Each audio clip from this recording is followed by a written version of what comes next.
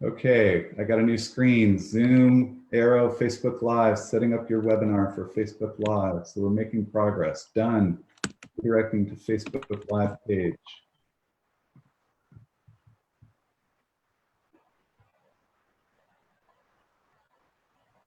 We have 22 participants. Very cool. Welcome, folks. If you have a question for Christopher, feel free to put it in the Q&A. And when we get started right at 10, 2 minutes, Christopher will have some opening remarks, and then we will promote you to panelists so that you can be coached live if you choose. We'll ask you to turn on the video if possible, so that it's more like a coaching session.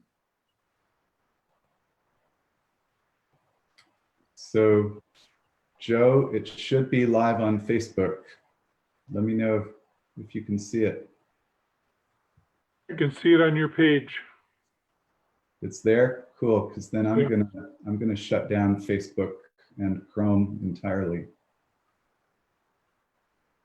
Awesome, thank you, good. Jamin Patrick, do you have a question that you would like to be coached on? I see it on Facebook. Very cool. You can see it on your page. Team, I'm monitoring FlowDoc from you.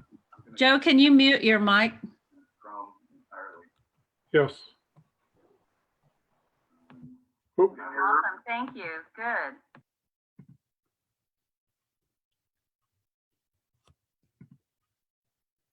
All right, folks, if you have a question for Christopher, feel free to put it in the Q&A. We will get started in about a minute. Welcome, guys.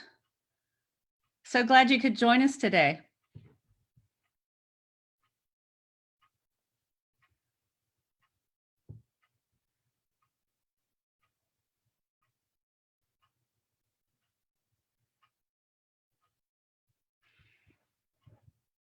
Jeff from Kolkata, and he can hear us perfectly. Hannes is here. So glad to see you all. Glad to hear the audio is working.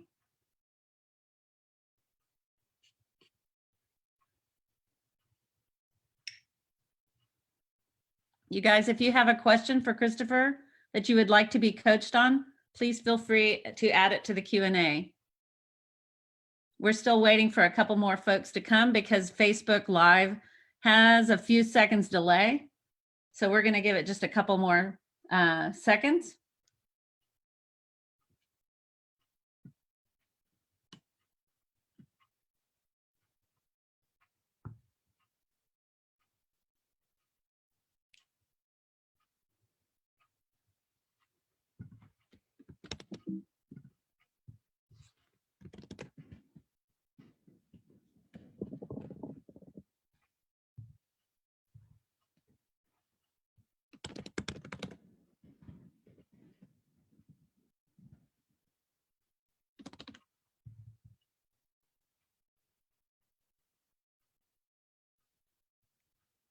Christopher, are you about ready to go? I was born ready, Susan.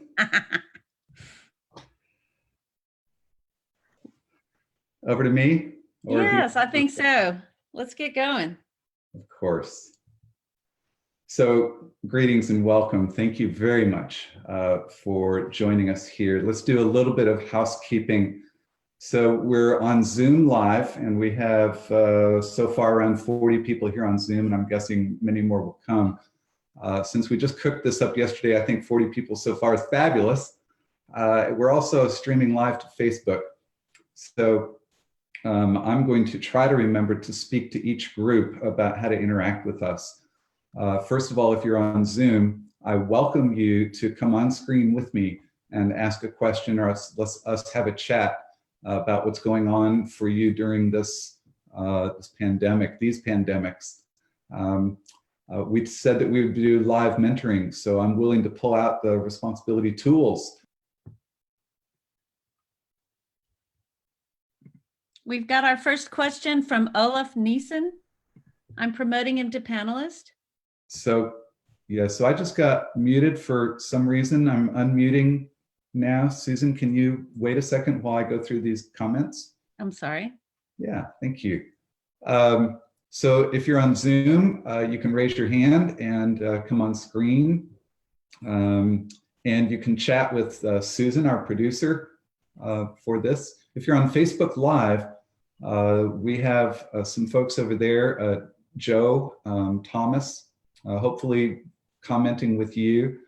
They're not going to transfer comments over to me. If you want to interact with me, come on over to the Zoom, and the Zoom link is on my Facebook page, and it's also on the Responsibility Company Facebook page.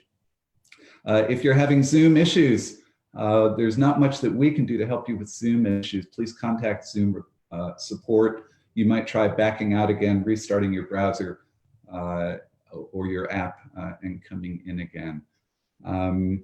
This is totally unscripted. This is just us wanting to offer our services. We think that this is a tremendous time that calls for the practice of responsibility. If you don't know what that means, what it means is that every time something goes wrong in our world, which happens all day, every day in a million small ways, and it also happens in huge ways, then we get a conflict in our mind between what we want and what we have, and that triggers the responsibility process. And we're really, really good at not knowing how to take ownership. We're really, really good at avoiding ownership, at blaming, at justifying, at beating ourselves up, feeling shame, or feeling trapped. And so this is a service being provided by the Responsibility Company and me to help all of us lead ourselves through and this crisis, any crisis, and be a better leader for others. So Susan, I am now ready to talk to somebody. Thank you. Okay. So Olaf, I'm unmuting you. And if you're able to start your video, please do so that folks can see you, or if you're willing. Yes. There he is. Good morning. Hey, Christopher. Well, good to see you. Oh, it's good to see you too. I love your little streak of color there. Thank you. It's even interacting with the green screen. Yeah. Oh, by the way, I should say my green screen has been acting up. So during this call, if this beautiful banner goes away and you just see a green sheet behind me, well, that's the way technology is. All right, go ahead, Olaf.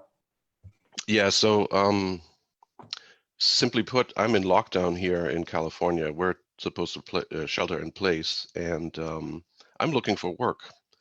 And I imagine other people might be looking for work too. Do you have any tips around that? Yeah, well, so first of all, my heart goes out to you and everybody. We at the Responsibility Company are in the same position. We're looking for work too. I had a meeting with my finance leader on Thursday, and we revised our revenue forecast and removed all in-person presentations and keynotes and all revenue from any in-person presentations and keynotes for the rest of the year. And we expect that we will get no calls for me to make appearances. That's a significant portion of our revenue as well. And that impacts not only me, but this whole team. And I assume most businesses are in the same position, and I assume most employees are at risk in some way because they work for a business that's in a position that's being impacted. So that's my starting position. And then let's use the responsibility process and the keys to responsibility to frame the conversation we're having, Olaf, right? So the keys to responsibility, if you're unaware, are intention, awareness, and confront. So these are all mental abilities that we're all born with. And generally, our parents and our school systems don't develop these systems in us consciously. So these systems, these mental abilities in us tend to get developed when we're in personal growth programs or in leadership development programs. So if you want to do your own study here, just go out and study, look for resources on the power of intention, on the power of awareness, on the power of facing reality or confront. Confront doesn't mean to get in other people's face. Confront means to face our own fears, to be willing to step forward into our fears instead of back. So Olaf is doing that right now. So Olaf and I have some history. So Olaf was a reader for my book, The Responsibility Process, when I wrote it. So we have some history. And so he was courageous enough to say, you know what, I'm going to go on screen with Christopher and I'm going to step into my own uncertainty or anxiety about my employment situation. I'm going to have a conversation about this. So we're using the key of confront right now. And Olaf, I want to acknowledge you for that. Yeah. So for those of you listening, that's the first thing is our normal system of anxiety, we don't like it. We don't like feeling anxiety, so we tend to run away from it. And what the responsibility material teaches me is to step into it so that we can examine what's behind that fear or that anxiety. And that's where we get new insights and new ahas. So that's step one is be willing to face your fear and anxieties square on. Number two, awareness, right? So Olaf, my first response to your question was sharing some awareness with you that I've thought about, which is, I don't know anybody whose income isn't at risk right now. And that leads me to a whole bunch of stuff. So, so awareness as a key to responsibility means being aware of our thinking, being aware of what our attention is on. So this invitation then comes to the idea of scarcity versus abundance, right? So when our income is at risk, or our health, or anything else, we might go into a poverty or scarcity mindset, which the world is very, very good at supporting and teaching. It's a jungle out there. You have to fight for yours. It's a winner-take-all world, right? Limited time offer, lots of scarcity messages. And Thursday and Friday, my world started shifting when I started getting all these messages from sites that I subscribe to about how they're responding to the crisis. And that's when I really clued in and thought, oh, reality is changing. Right? And my first response was a scarcity response. Oh no, this is bad, right? My pie is getting shrunk, or my share of the pie is getting shrunk. So the idea of scarcity is the pie chart that says that our assumption is that whatever we value is available in a limited amount. And we only get a share of that. And if we don't like our share, in order to get more, we have to take it from somebody else. So in order to win, somebody else has to lose. And what I learned a long time ago is that scarcity is below the line thinking. So if you're not familiar with the responsibility process, quickly search for the responsibility process, Christopher Avery, find yourself a chart of the responsibility process. You can download one at responsibility.com. You can also find hundreds of them out on the internet. So when we say below the line are the mental states of blame, justify, shame, obligation, quit. So in those mental states, our minds tap into scarcity thinking, our minds tap into poverty thinking, our minds tap into losing.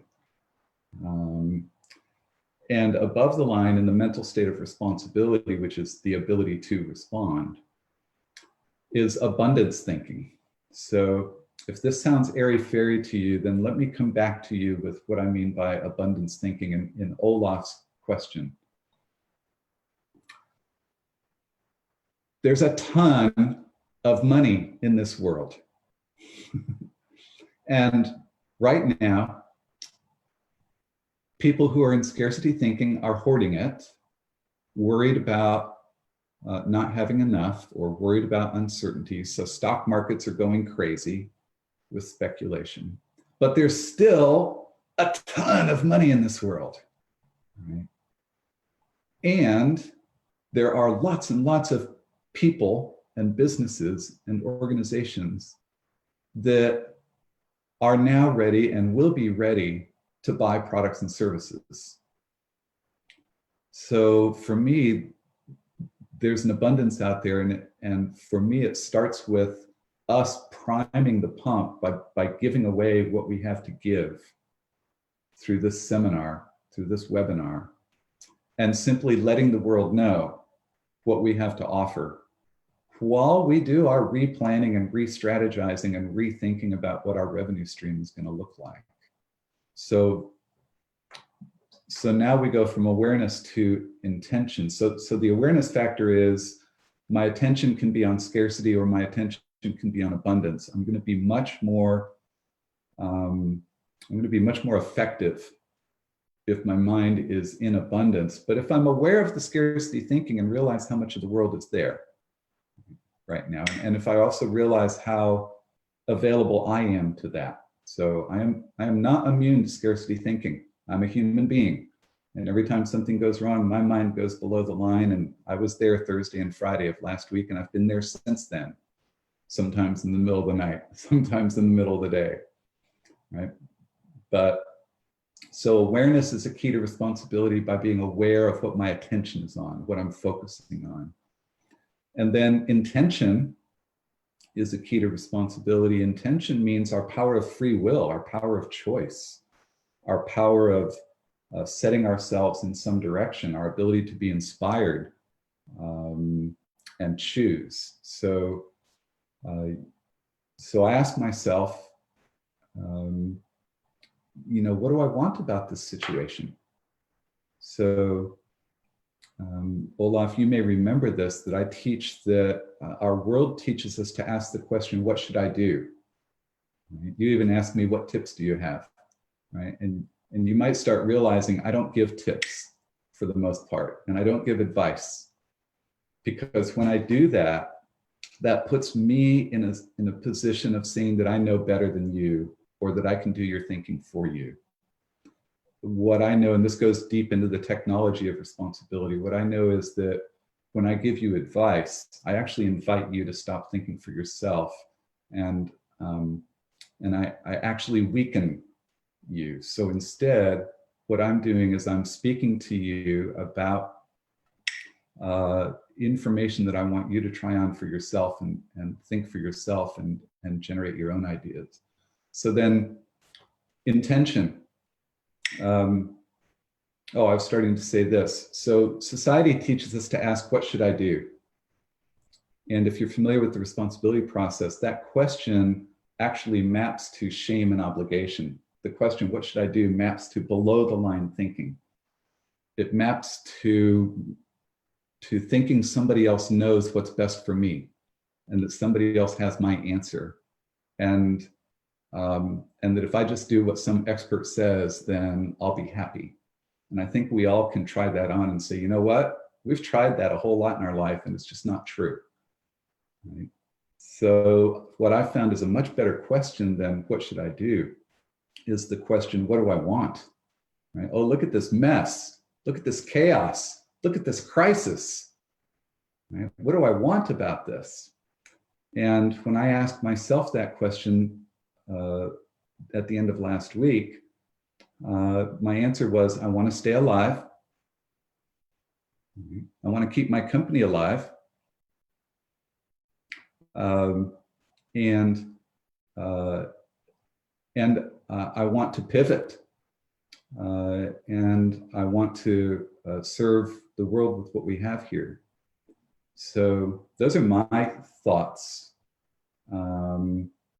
I think there's tremendous opportunity out there in the world right now, Olaf. It may mean for you to do that out of the box thinking. That's, which is how can I connect with people who may need what I have, and how can I let the world know what I have, so that I can attract people. What do you think? I think you're spot on, and that is kind of what I've tried to do. And I will have to think about what else I can do and want to do about that. Yeah. So has this been fruitful for you at all? Yes, it has. And I will have to drop off because I'm scheduled for something else at 8:30. So thank you. Thank you very much. Take care. Yeah, so you have a few minutes. So have you thought of one action that you're going to take as a result of this? You don't have to tell me. I just want to know. Yes, I think I have. Cool. Thank you. All right. Look forward to talking with you more, Olaf. We'll do this some more. Okay, Susan, who else? I should stop talking and listening, huh? Yeah. Well, we don't have anybody else asked a question yet. So I would like to invite folks to share what is worrying you. We're all having these fears and anxieties, and we are engaging in a lot of blame behavior. In yesterday's coaching call, we had an interesting discussion about blame.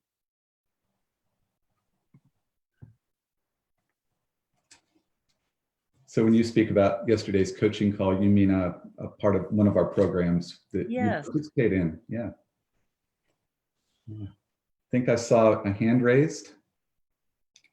Yeah.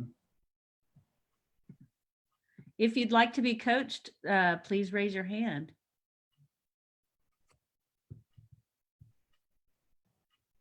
I don't bite. I'm quite compassionate. I was just going to say, don't be afraid.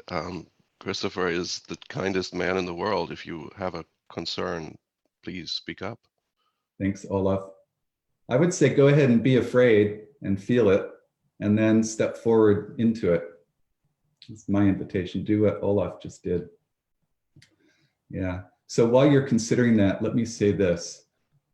The responsibility material is very inspiring and mesmerizing. And it only works if self-applied. It only works if you actually put it to work, put it to practice. And so many people learn about it and think they got it, but they don't really work it. So it doesn't produce any change in their life. So this is an invitation for you to come forward and say, okay, how do I take responsibility for this, right? This situation, this fear, this stuck spot.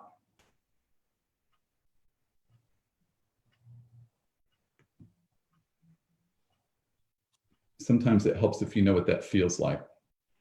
That feels like your mind chewing on something, chewing, and you wish you didn't have to chew on it. You wish it wasn't occupying your attention.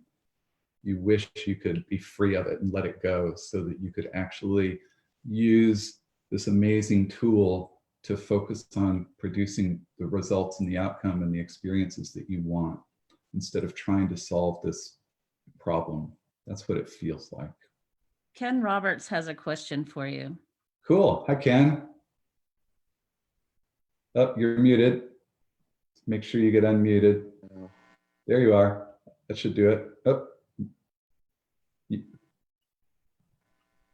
How's that? You're unmuted now. I wondered if there were 3 people trying to mute or unmute you. How are you today? I'm good. How are you, sir? I am free, powerful, and at choice. Thank you. That is awesome. Yeah. Where are you? I'm getting there. I'm in New Jersey. New Jersey. Cool. Yeah, I was born in New Jersey. now. Oh, where were you born? Just curious. I was born in Orange Hospital because there was no hospital in Chatham. Got it. My family lived in Chatham and my dad worked in the city. Awesome. Yeah, I'm in central New Jersey. So here's my question. Like, what do you see as the possibility for helping us to, for using this or helping us to grow leadership based upon this, like in our communities, in our organizations, in our world? Like, where are the possibilities that come out of this? Wow. great question. Gives me goosebumps. Do you have any thoughts? And let me turn it back to you first before I give my ideas. Well, I think to a degree, this creates an environment where growth occurs. Regardless of whether we want it or not, it's going to happen somehow, right? So how can we help people with that in a compassionate way, but also in a way that helps them to expand their range of possibility and their leadership? Yeah, well, I love your answer there. Susan, I have an idea here. If there's anybody else that wants to jump in a kind of a fishbowl conversation with Ken and I on this topic, I'm willing to entertain that if you want to work that in the chat with others. So I'm reminded of one of our teachings. So first of all, we start with lead yourself first. I think that's probably right there. Lead yourself first. I have spent my life observing leadership, both the scholarly approach to leadership and practical approach. And the number one word associated with leadership is influence. And the number one behavior I see around influence is people calling themselves leaders who are attempting to get other people, who are attempting to persuade other people to do their bidding or to do things that they don't want to do. In other words, I see a lot of what's called leadership and leadership training as being a little bit manipulative or controlling or out of integrity. Yeah.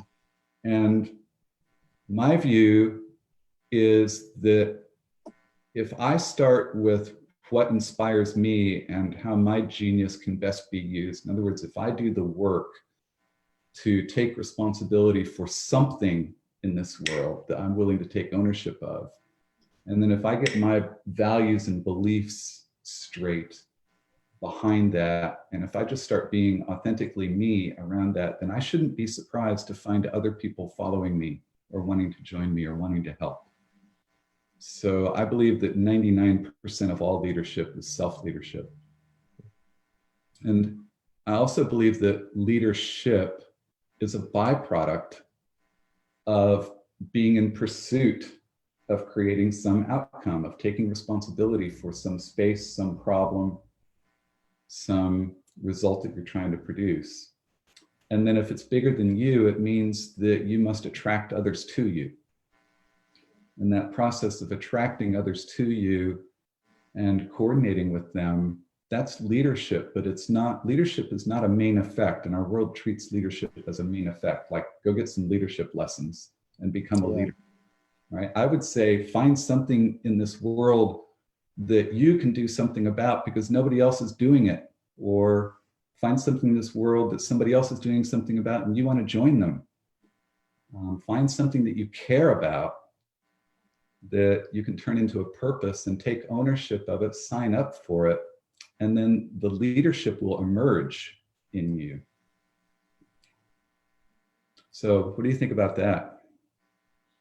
Yeah, it's good. What I'm seeing right now, or what I'm sensing around this is, it's that above the line, below the line thinking, right? Where I think a lot of people are getting pulled below the line because of that internal fear, the insecurity, what you were talking about in terms of like available resources and like, oh my God, I'm not gonna have money, I'm not gonna have security and that kind of stuff, right? And above the line thinking. So how do we help the leaders see that, yes, there is abundance? How do we help them to see, collaborative space and ability to create something better out of it? And this isn't about judgment. This isn't about, you're leading or, pulling people in a place, but how do you collaboratively build that capability and that growth right now, given where we currently are? Because again, I think it's pushing people's boundaries, but it could be a good thing rather than something that drags people down. Joann, let me know if you want to come in on this. Welcome, Joann. So Ken, Hi.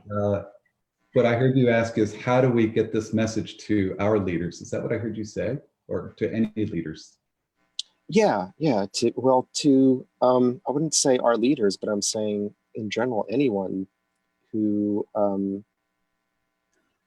has that responsibility or wants to take that responsibility mindset of co-creating. Right. So here's my answer. Lead yourself first. Yeah. Okay. Fair enough. And in our programs, what we teach is demonstrate, demonstrate, demonstrate, demonstrate. What that means is demonstrate responsibility. Yeah. Right. What that means is stop, especially if you're feeling anxious, afraid, uncertain, unclear, stuck. Stop, breathe, and choose one of the 3 keys to check in on: intention, awareness, confront. Right? These 3 keys are mental powers that you're already equipped with, and they're just waiting there like a muscle to be exercised. So exercise them. And the time to exercise them is when you're feeling angst, or not when you're feeling angst. So I exercise them every day, all day, because things go wrong in my world every day, all day. We just had an hour preparing for this webinar where things were just going wrong. We're just solving one problem after another. Yeah. We could freak out and blame and justify, or we could say, okay, what do we want about this problem? Right? What do we want to focus on? So demonstrate responsibility means wherever you are in your responsibility practice, demonstrate responsibility to the best of your ability. So that's my message for you and for anybody else. Joann, how are you? Are you in Toronto area today? I am in Toronto, and I am in lockdown as well. And I'm feeling the same thing that I'm hearing Ken and Christopher, you're speaking about. And I really love this conversation, because this is the thing that I'm trying to inspire and influence within my community. I have a mentorship group in Toronto, and I'm actually coaching teams and all that stuff. So I have the ability right now to be able to support, inspire, influence others. And I'm trying to do that exactly. I love, Christopher, what you're saying. I am human. I go up, I go down, I go up, I go down. And thank you for reminding about the keys, because intention is so powerful. The one thing that I feel I'm just trying to figure out, Christopher, amongst all this, that scarcity mindset that you're talking about, is also that I feel is that little dinosaur mind that sometimes we get into. And so what I'm looking for is, how do I get people out of that mind so that they're fully present, to be open to be hearing intentions, and to understand where they are. And I don't know if we're able to, I don't know what your thoughts are on that, but what I'm trying to do is, maybe I can't work with that. I don't know, but I'm just wondering, I'm just throwing out there, what can we do for those people who are unable to get calm, relaxed, to be able to be open to everything that we want them to be, or help them to be, right? So, well, lead yourself first. yes. Demonstrate. Yeah. Right. So I have a few answers. Let me see if I can be brief and engage in conversation.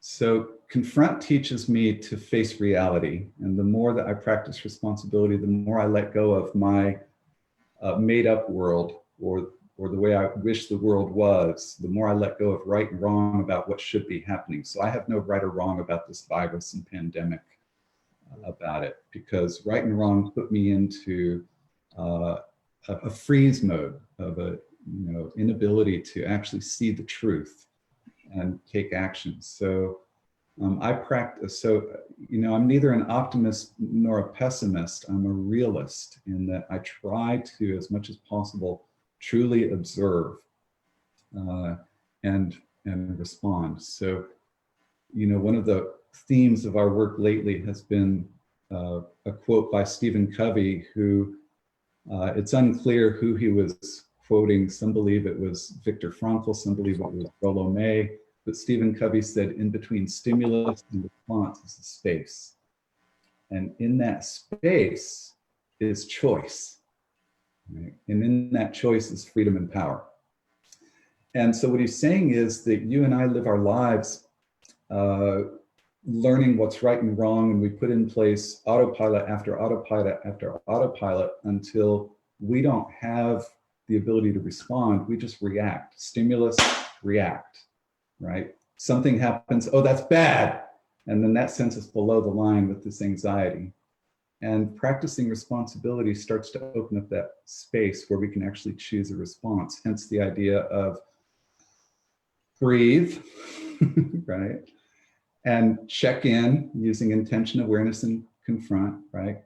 Where am I? Awareness, where am I? Am I in blame? Am I in obligation, right? What do I want about this? Confront, what is there for me to face? And so that's what there is for you and me to do. And then for helping other people, it's helping them do the same thing, right? So it's listening and identifying their anxiety, their fears, and inviting them to take a look at it and to find what's really true in it or not true, or maybe simply offering the way that you think differently about it, like the way that I offered Olaf, you know, that when I can realize how much I'm in scarcity, then I also realize that I understand the abundance mindset. And then I realize also people might be flipping the bit on me around, you know, airy fairy talk. So then I actually grounded that in reality. There's a ton load of money in this world that's going to be waiting to be spent in new ways. You know, there is no real scarcity. There's only perceived scarcity and temporary hoarding. But there are people who want and need what you have. So is that useful? What do you think? I love it. I'm going to go back to the recording because I want to, there's something with the confront, the awareness, and the intention that you just said so beautifully. I didn't write it down because I'm just listening to you. But I love creating the space, right?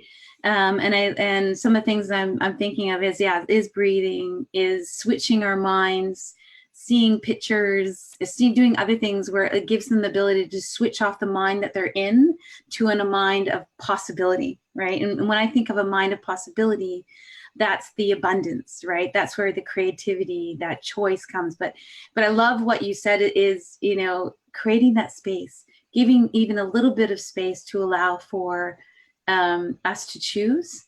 And when we have the choice to choose, that's freedom. And if we have that freedom, that's where possibility comes from, right?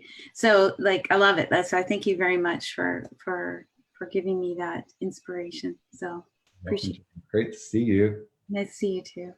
Yeah, so that's one of the reasons. So let me go back to the idea about advice. One of the reasons I don't give advice is it doesn't open up the space for anybody.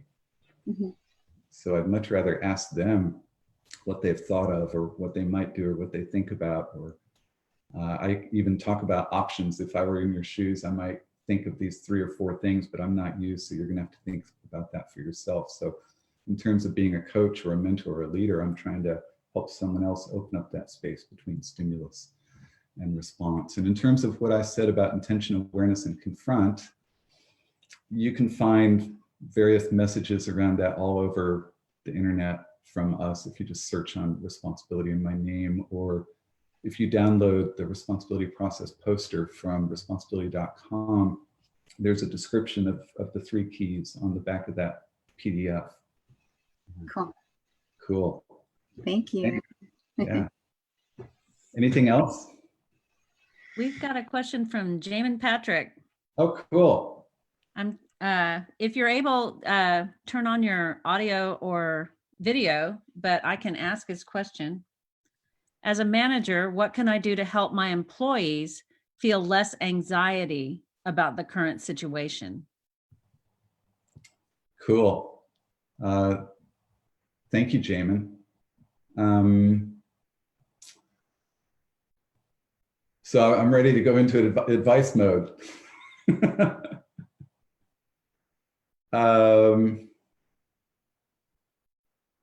I'll tell you what I did. And that is, I simply acknowledged the truth. I simply went transparent as an owner and someone who is purchasing services from employees, from teammates. And I said, here's the situation. Our revenue forecast just changed. And that means we get to pivot and we get to innovate and we get to discover. And in my case, I said my intent is for us to do that together. So I don't know if you're talking about the employment situation, Jamin. This is where I'd rather talk to you so that I can understand whether I'm answering your question. If you're talking about, whether their jobs are safe, I'd say tell them the truth, right? And tell them your intention as a manager. And if you're a middle manager or a frontline supervisor and you really don't know what the company's intention is, I would probably be truthful about that. So this is a good time to get your own clarity, your own intention in line. Who am I as a person? Who am I as a manager? How do I want to manage? How do I want to deal with the humanity of employment? And so get clear from that intention and then communicate that. So that's where I'd start. I think I'd love to hear what you think. Anyone else? So I'm not talking into a vacuum.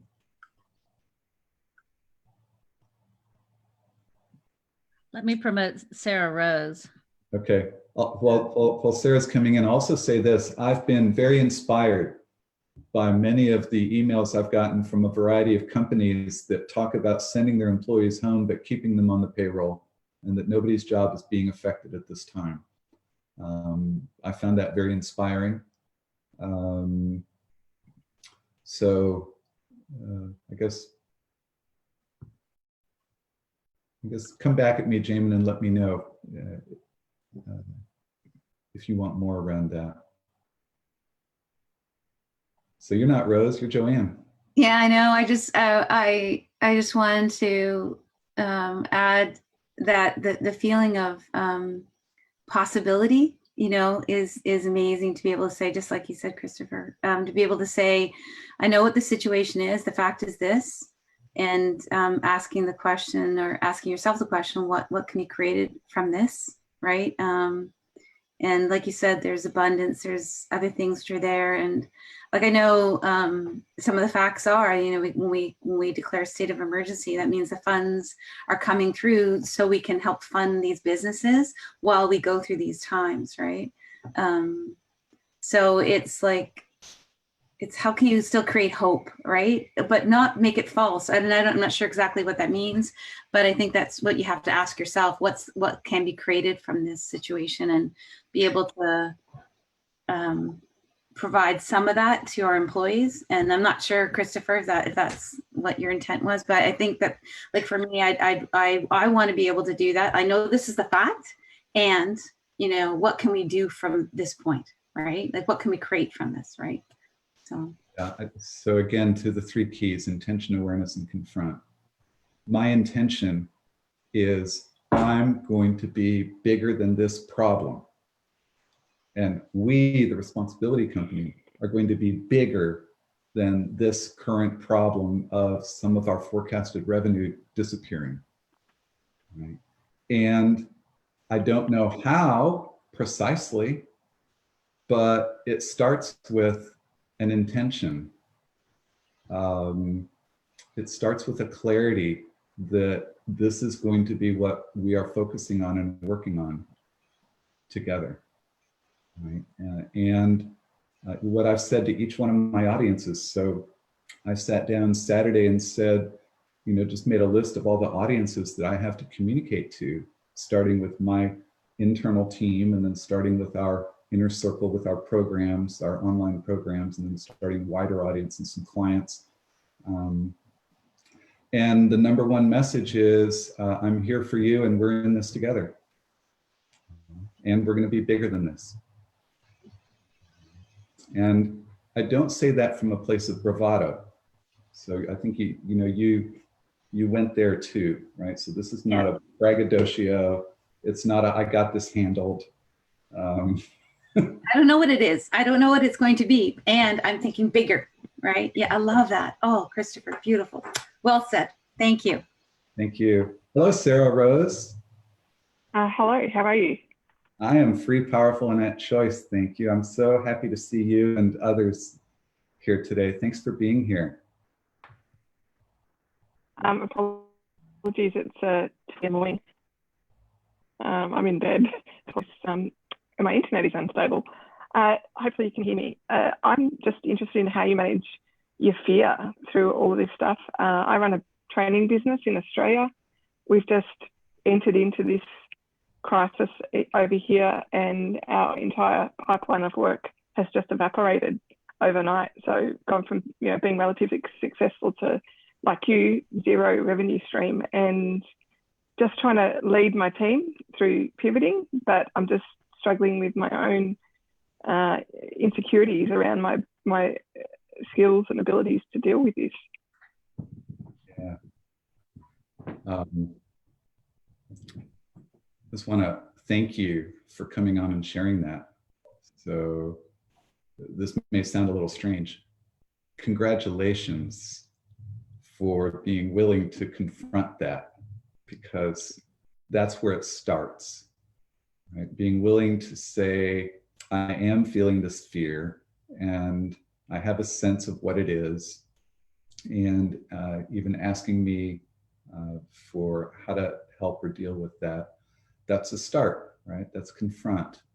One of the leadership quotes I love, and I don't know who said it, I think it's anonymous, is that leadership, or that courage is not the absence of fear. Courage is experiencing the fear and moving forward anyway. Right? So I don't have any magic formula for how to make the fear go away. I do have some thoughts about it. But what I will say is, if you're willing to confront it, if you're willing to acknowledge it, if you're willing to say, hello, fear, right? If you're willing to do that, then you can deal with it.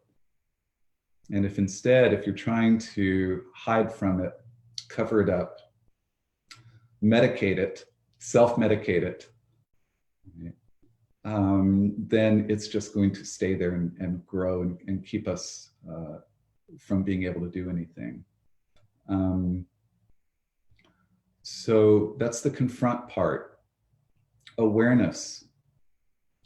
Take stock of what resources, gifts, relationships, abundances surround you. So, if all flow of everything stopped, for how long do you have food, shelter, clothing, water, etc.? Right? What networks are you plugged into where you know that once you start giving to each other, that your supply grows, right? So that you're not an island, so that you're not isolated. Tell yourself that there's an infinite number of ways to survive in this world. Right? So I had lunch with a long time dear friend now who sold her business and retired. She's about a decade older than I am. And this was a few years ago, and I was very, very, very sick and barely keeping my business alive. And I had some fear about my future, although I was practicing, I'm bigger than this, I'm going to beat this. And she said to me, there's a lot of ways to survive in this world. And what that did for me was it told me that I don't have to go forward. I don't necessarily have to go forward according to my plan, according to the future that I was playing out in my head. Right? So my environment's changed and I can respond to it in order to survive. So how do these things land on you, Sarah? In terms of start with confront, being willing to face your fear, and then do an awareness assessment of what are all your available resources. How does that work for you on your fears so far? It very much aligns with what I've been trying to do. I've read your book, or I'm in the process of reading your book. A friend of mine, Tony Ponton from Brisbane, put me onto it, and I just feel like I'm on this roller coaster though. Like some days I'm, feeling in abundance, and another, like this evening, I felt like I was in the pit of scarcity, and just the fear took over. So it's just sort of riding that on an hourly, day-by-day basis. The challenge is when you've got a team around you, how do you, and also not just a team, but I have 3 children who are observing children who we're talking about big change in their life because they're in private schools, and we're talking about whether that's a possibility into the future. And yeah, so it's just a tricky thing. But I continue to confront and be in awareness and have intention. Right. So then that would be the third one, is to clarify some intentions, starting with who am I? Have I been a survivor? Right? Have I landed on my feet in the past? Have I been knocked off my perch before and done just fine? So who am I? Who do I intend to be going forward? What do I stand for? What do I believe in? If it helps, create some reminders for yourself. I have little reminders that pop up on my computer screen up here every day.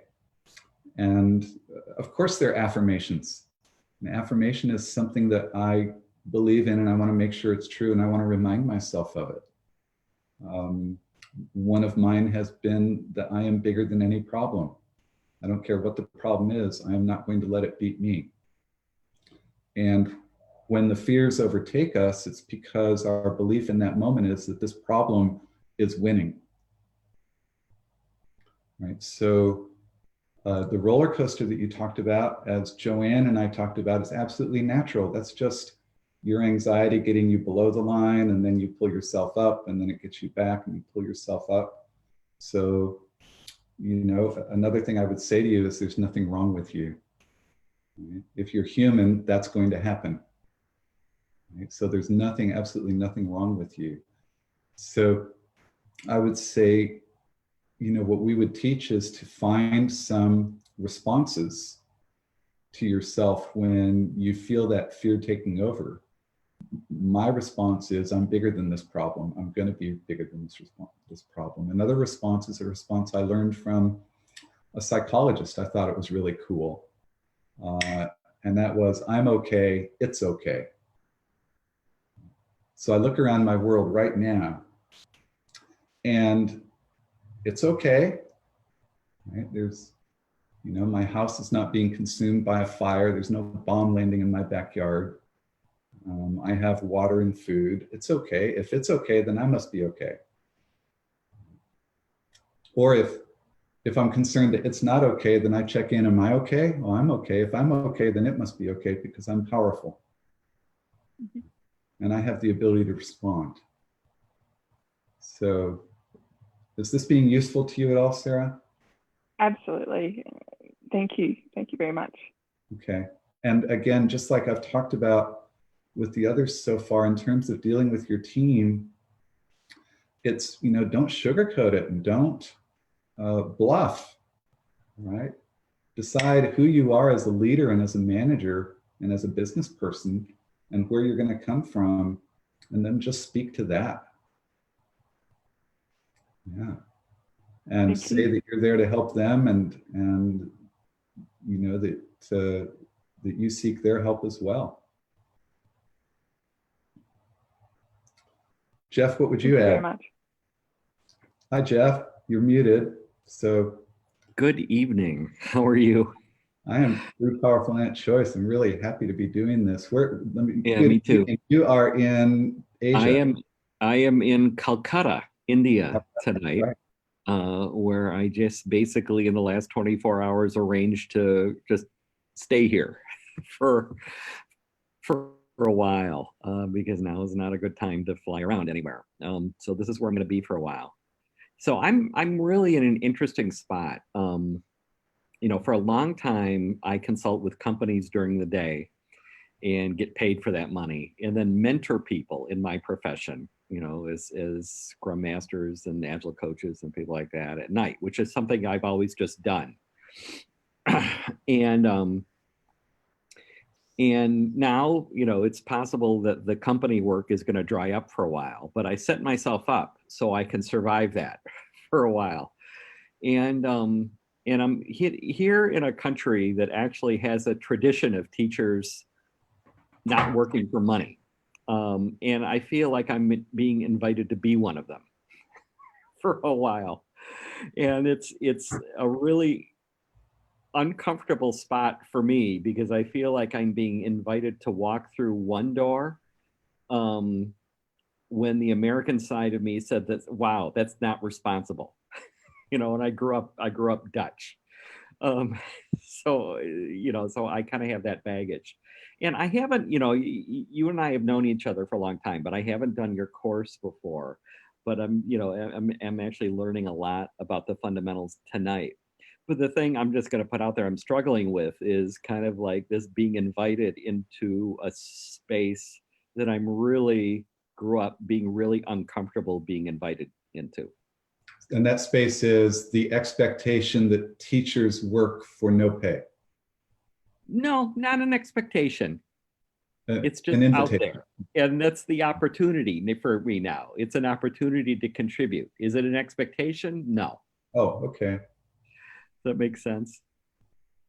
Yeah, let me say a couple of words about it and then see where this goes. So I realized years ago that anybody who's in the helping profession, nurses, teachers, trainers, that there's an expectation that we give away, if not our services, we give away our intellectual property, right? So I would do seminars, and I'd see students who were in the seminar take my materials that I worked so hard inventing and publishing them, or even claiming them as their own. And I thought, wow, this is really interesting. And then in business, I started getting lots and lots and lots of offers to speak for free so that I get more exposure to find people who would hire me. Right. Well, thanks. I could fill my calendar with with that. So so I just decided to be valuable. That's it. I just decided to be valuable. I decided to figure out what's wanted and needed that others would be willing to pay for and value, and align myself with that. And so I'm fortunate to have aligned myself with some really fabulous material. And I just keep looking for ways to use that to provide value. Now, there's plenty I do for free, right? But that's all part of permission marketing today. Right. And that's what we're doing right now. Yeah, absolutely. Right this moment, we're just giving it all away. And I know that that's going to come back because the way the universe treats gifts is through a process of multiplication. But my mentor said, cash, check, or charge. How would you like to pay for that? And I remember, I don't know, 25 years ago, I invited him to lunch and I asked him for some mentorship. This is before he was my mentor.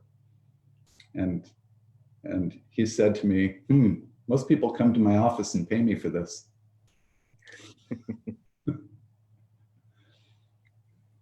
And I've paid him tens and maybe hundreds of thousands of dollars in those 25 years. Right. So I think it starts with you deciding who you are and whether or not people will pay you for your value. That's what I think.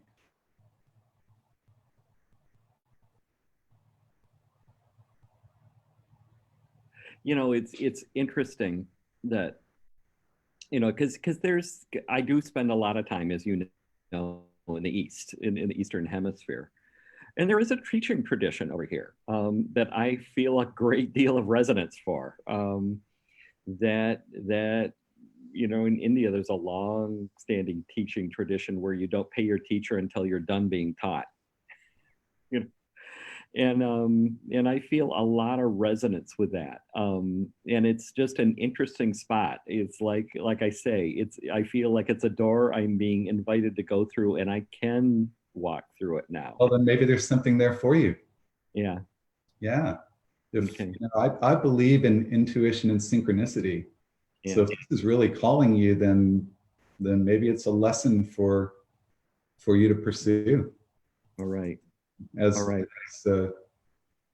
as I think we've said a little bit ago, there's lots of ways to survive in this world. That's for sure. That's So- for sure.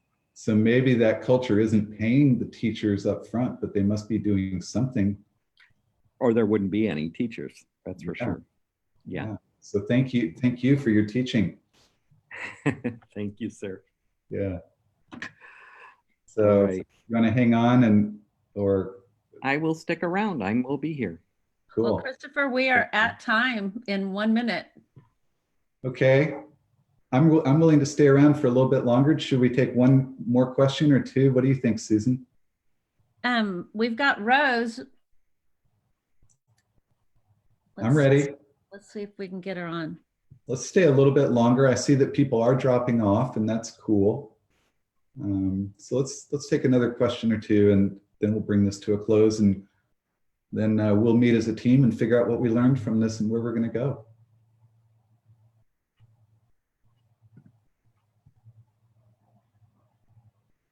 Hopefully we'll see Rose in just a sec. Okay. Hi, Rose. Hi, How are Hi. you? I'm okay. Thank you. How are you? I'm pretty powerful in that choice, of course. Are you in the Netherlands? Yeah, I'm at home right now, in the Netherlands, in the center of the Netherlands. Yeah, exciting times over here. And my question is actually on that. I'm in the central part of Europe, and we are being threatened by a total lockdown, where France, Spain, and Italy have already gone into total lockdown. And if I can be totally honest on the responsibility process, it's freaking me out. I live alone, and being away from social contact, the possibility of being away from social contact for 3 weeks or more is totally scaring me.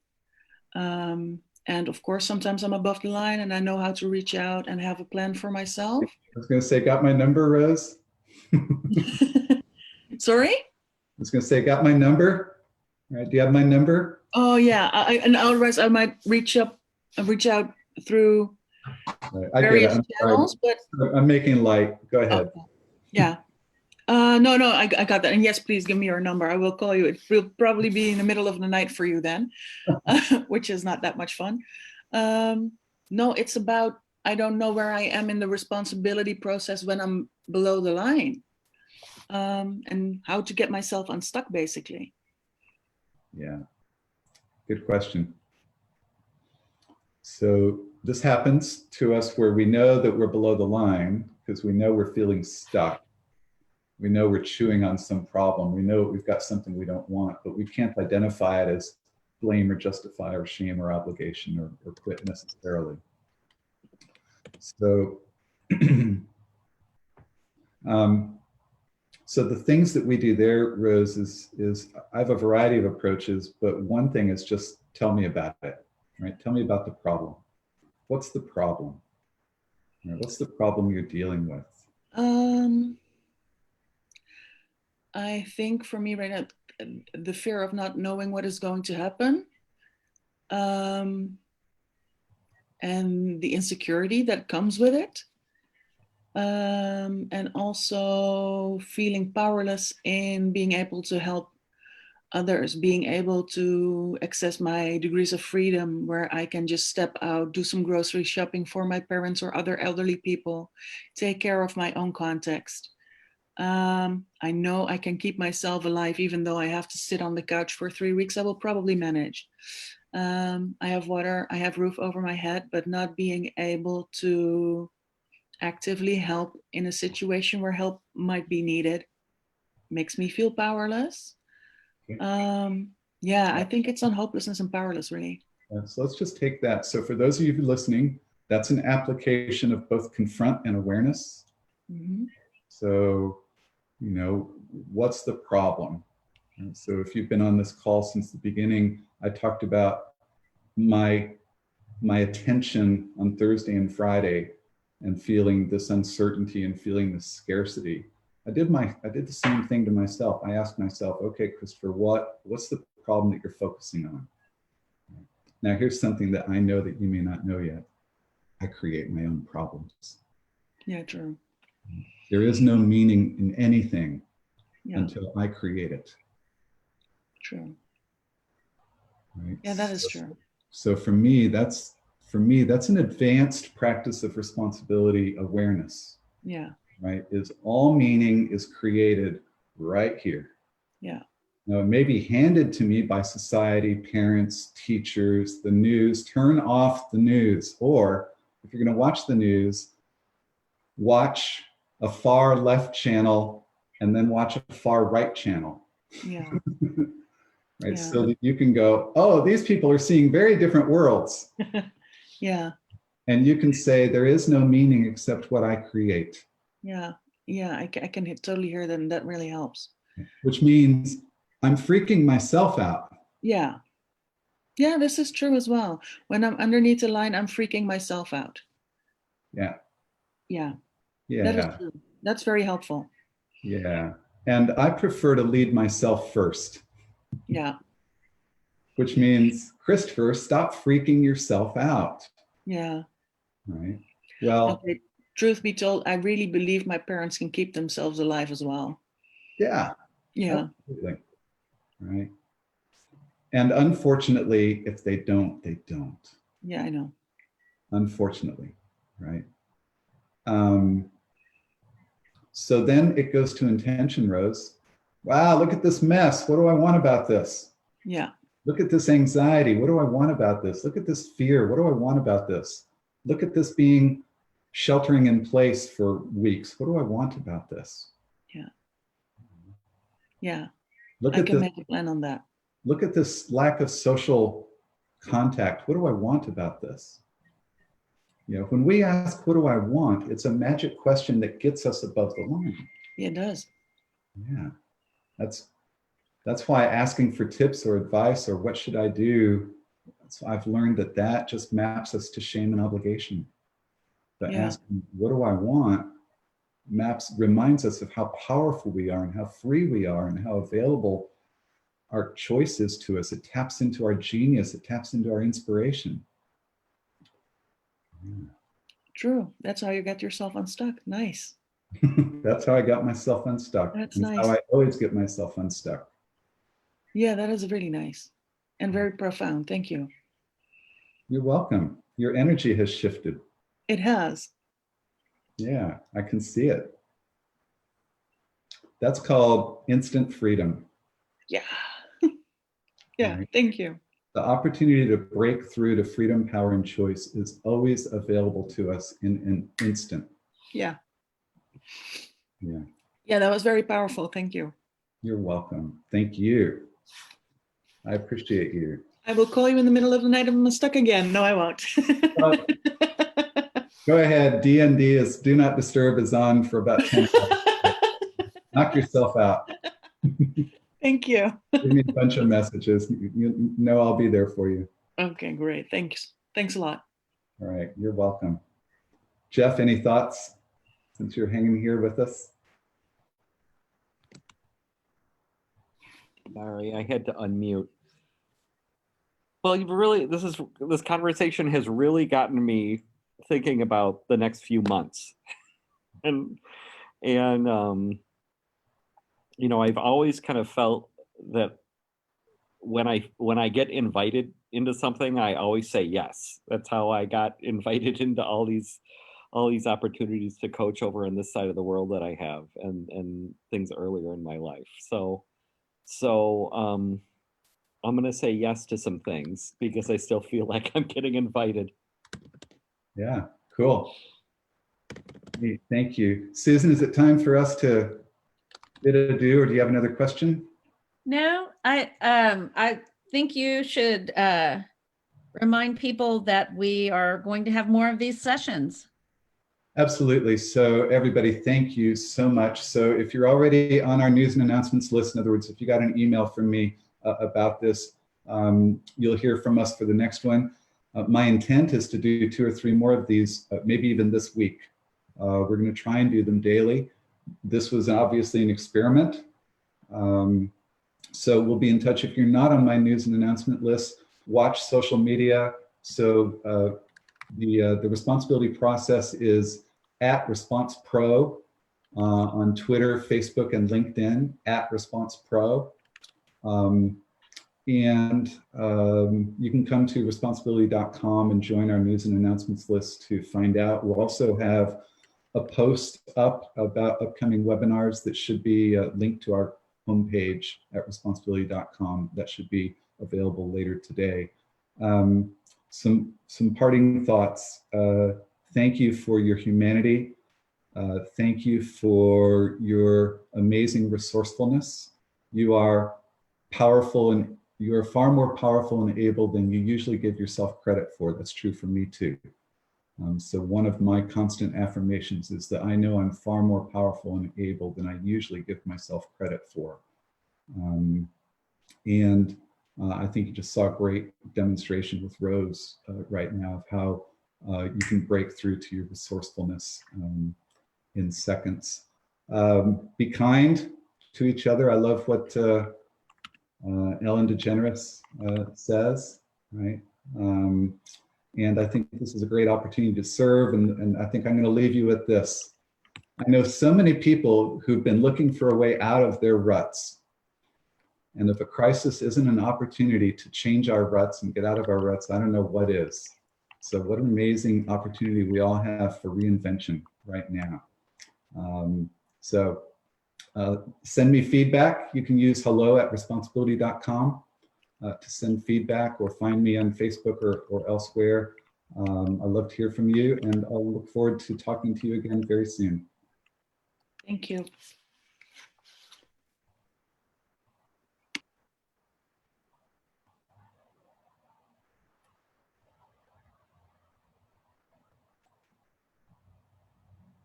Susan, should I just hit end?